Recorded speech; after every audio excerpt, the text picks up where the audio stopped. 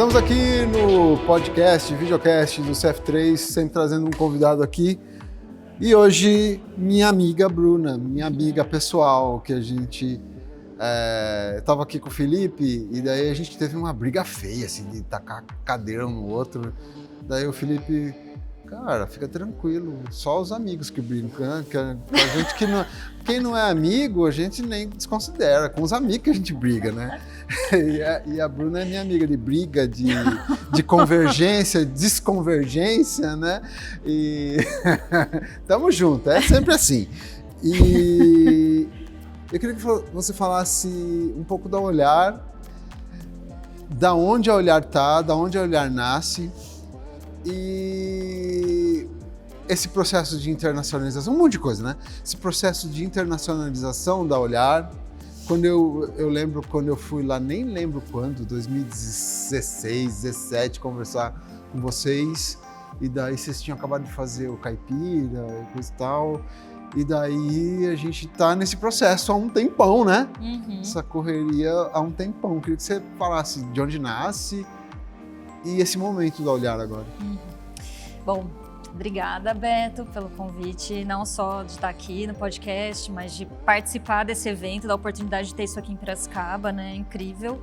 É incrível poder discutir, né, cinema, mercado, né, com tanta gente interessante, então muito obrigada. Bom, a Olhar, assim, a Olhar Através, né, minha produtora, ela nasce em Piracicaba em 2008, sobre outro nome, que era Filó Comunicação, Educação e Arte.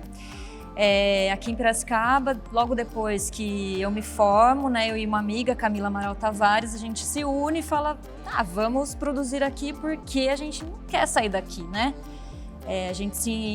Eu sou de Rio Claro, e aí desde que eu me envolvi aqui na Unimep, me envolvi com a cidade, me envolvi com as coisas e não via motivos de sair daqui para produzir. E aí a gente abre a produtora, trabalhando muito nas questões educativas, culturais, né?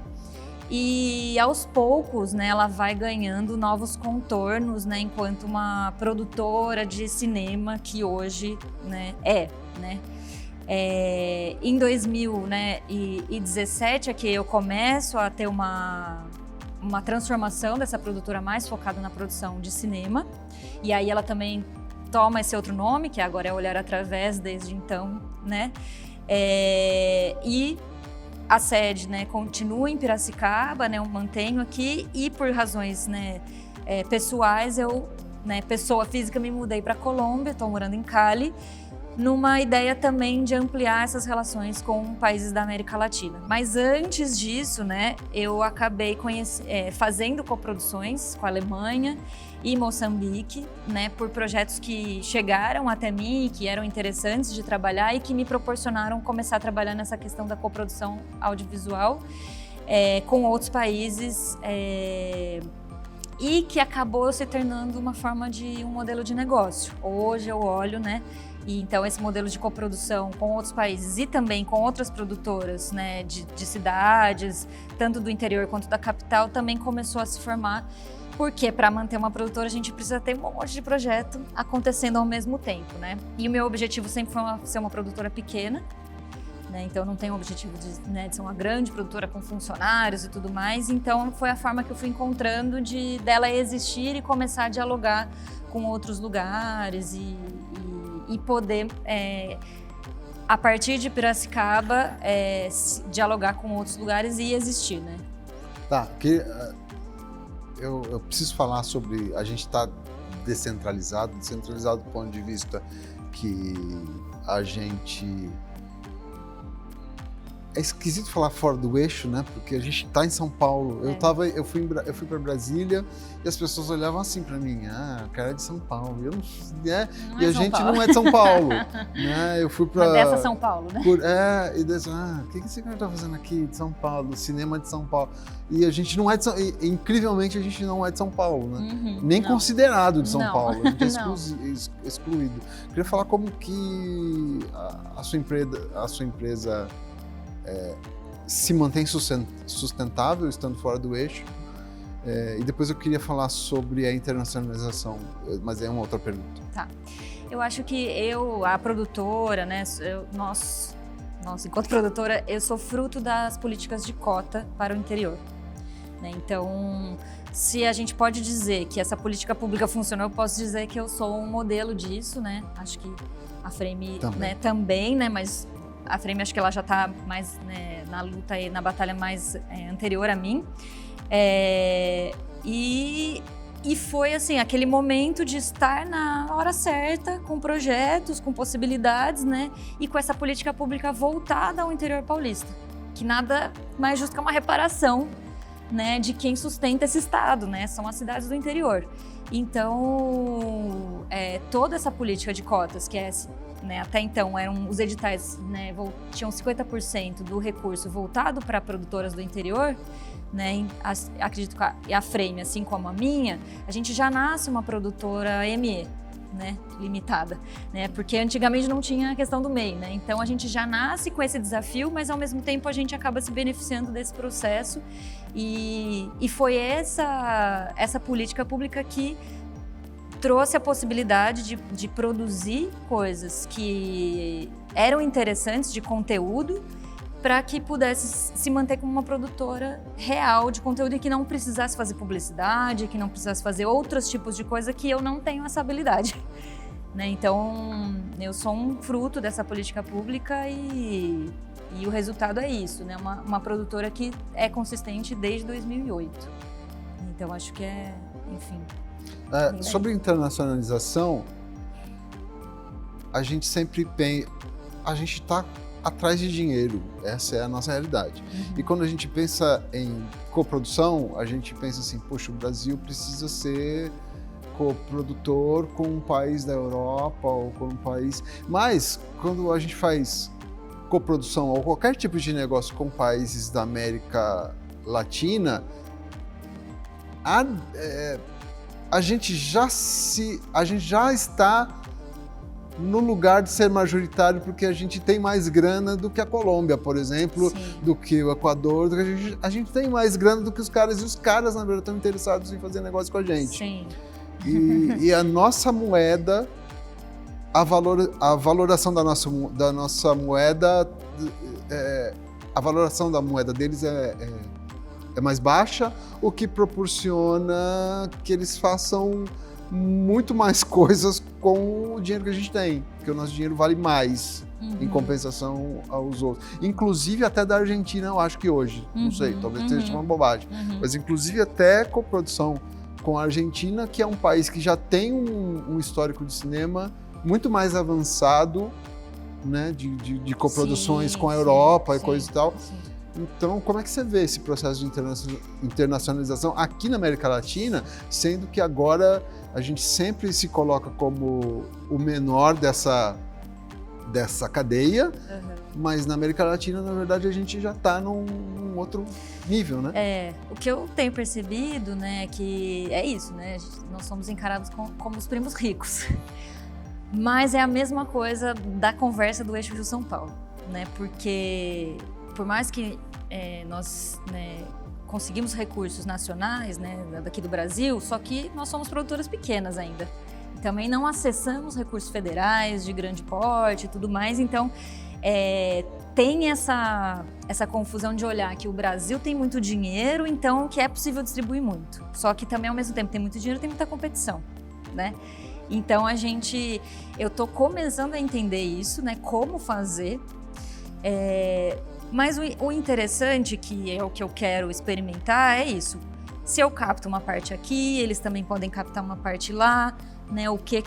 Como é que... Porque, sim, realmente, assim, em volume, a gente tem muito mais fundo e a gente tem muito mais público também. Então, isso é uma coisa que atrai também essa questão da produção, de você poder distribuir um filme do Equador, um filme da Colômbia aqui no Brasil. Porque o nosso canal de distribuição é muito maior, porque o país é maior, né? Então, são essas questões. Mas eu ainda também estou iniciando isso, né? Então, daqui a pouco, talvez daqui uns 2, 3 anos, eu possa dar essa resposta um pouco mais consistente. Mas é isso, né? A gente é visto como esse país com um fluxo de recurso grande, né? E não necessariamente a gente vai ser majoritário, né, o tempo todo, porque eles também têm, né, querem manter, né, obviamente, os projetos, e cada projeto vai estar numa etapa, né? Então... é entender como a gente vai fazer isso, né? E por que o Brasil, né, num processo aí de edital vai apoiar, fora de editais de coprodução internacional, por que ele vai apoiar um projeto que tem uma coprodução internacional e não só uma nacional? Então é isso também que eu tenho discutido lá, como trazer esses temas que podem ser, de certa forma, globais, universais, que cabem aqui e que cabem em outros lugares também, né? Que acho que é o nó a se desfazer, né? Mas fora futebol, a gente consegue fazer essa convergência? De temas? De temas? Eu acho que sim, assim, né? A gente, por exemplo, né? O que eu tô com um projeto no Equador que tem uma temática muito indígena lá. Mas é uma perspectiva muito equatoriana. Mas que a questão do apagamento, a questão da visibilidade, é uma questão de gênero também que eles estão abordando, ela é uma questão universal, né? E aí a questão também, né? Começar a trazer esse diálogo latino-americano, né? O que eu sinto na Colômbia é que quando ele se apresenta, eu sou colombiano, uma pessoa latino-americana. Esse latino-americano tá junto. Sim. E a gente não tem isso. A gente não tem. Então, e eles têm muito interesse no nosso cinema, né, também. Então, também estava numa discussão com uma pessoa que está desenvolvendo um documentário e ele veio conversar comigo porque ele vai filmar ao longo de um rio muito famoso na Colômbia e disseram que no Brasil há muitos bons fotógrafos que fotografam rios. Eu falei, nossa, interessante esse olhar, né? Então, eles olham muito pra gente. A partir de vários ângulos, assim, a gente olha bem pouco, né? Sim, sim. Como que você está vendo esse processo de descentralização, que eu não sei se vai acontecer com esses... Como que você acha que o vento vai soprar daqui para frente, pra gente? Daqui, né? Não sei, Beto. Não sou uma pessoa das previsões e também não consigo muito opinar no calor das questões. Eu acho que né, ontem, pela fala do André Sturm, né, por várias falas aqui, eu acho que todo esse movimento que está sendo feito, está existindo uma certa pressão, porque a gente vem escutando também de realizadores da capital que a gente está ocupando um espaço que era deles, né? Então, de certa forma, eu não acho assim que as coisas vão se resolver muito rapidamente. A questão ainda da descentralização de capital interior, acho que ainda demora, até porque é muita coisa, muita barreira, né, mais forte. Mas eu não sei, né, para você, como que você também... Seria até legal se você pudesse falar também, como que você... Não falo. vem sentindo isso, né, de, sei lá, 10 anos pra cá.